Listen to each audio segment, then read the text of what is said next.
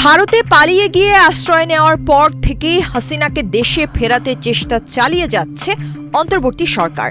মানবতা বিরোধী অপরাধের মামলায় সাবেক এই প্রধানমন্ত্রীর বিরুদ্ধে ফাঁসির রায়ের পর এ ব্যাপারে ভারতকে আরেক দফা চিঠি পাঠানো হয়েছে।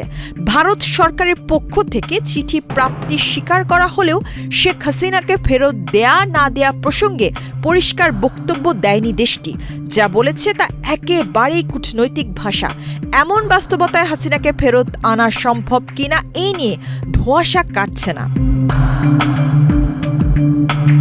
ক্ষমতাচ্যুত স্বৈরাচারী শাসক শেখ হাসিনাকে ভারত ফেরত পাঠাতে রাজি না হলে কিছুই করার নেই বলে মন্তব্য করেছেন অন্তর্বর্তী সরকারের পররাষ্ট্র উপদেষ্টা মোহাম্মদ তৌহিদ হোসেন। স্যান্ডেলিনা সো, রূপচর্চায় আভিজাত্য। বুধবার পররাষ্ট্র মন্ত্রণালয়ের সাংবাদিকদের এক প্রশ্নের জবাবে তিনি মন্তব্য করেন,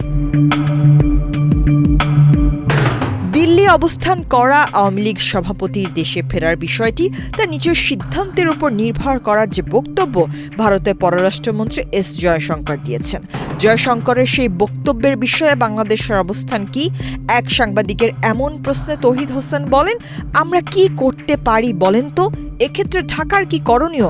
এমন প্রশ্নে তিনি বলেন, করণীয় তেমন কিছু আসলে নেই, কারণ ভারতকে রাজি হতে হবে অথবা চাইতে হবে তাকে ফেরত পাঠাতে। ভারত রাজি না হলে আর করার কিছু নেই। এমন প্রশ্নে পররাষ্ট্র উপদেষ্টা বলেন, রাজি না হলে আসলে তো করার কিছু নাই, আমরা রাজি করানোর চেষ্টা করতে পারি।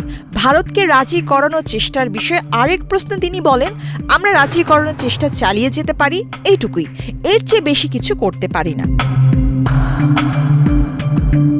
রক্তক্ষয়ী গণ অভ্যুত্থানে গত বছরের ৫ আগস্ট ক্ষমতা ছেড়ে ভারতে পালিয়ে যান শেখ হাসিনা এবং এখনও সেখানেই আছেন তিনি। জুলাই আন্দোলনে মানবতা বিরোধী অপরাধে আন্তর্জাতিক অপরাধ ট্রাইব্যুনাল ১৭ নভেম্বর শেখ হাসিনা ও তার সরকারের স্বরাষ্ট্রমন্ত্রী আসাদুজ্জামান খান কামালকে মৃত্যুদণ্ড দিয়েছে। কামালও ভারতে অবস্থান করছেন। মানবতা বিরোধী অপরাধের মামলার রায়ের পর গত ২৩ নভেম্বর হাসিনাকে ফেরত চেয়ে ভারতকে কূটনৈতিক পত্র পাঠায় সরকার। তার ৩ দিন পর দিল্লি চিঠি পাওয়ার কথা স্বীকার করে। তবে শেখ হাসিনা ও কামালকে ফেরত দেওয়া হবে কিনা সে বিষয়ে ভারত এখনও কিছু জানায়নি। মানবতা বিরোধী অপরাধের মামলার পর প্লট দুর্নীতির মামলাও শেখ হাসিনার কারাদণ্ড হয়েছে।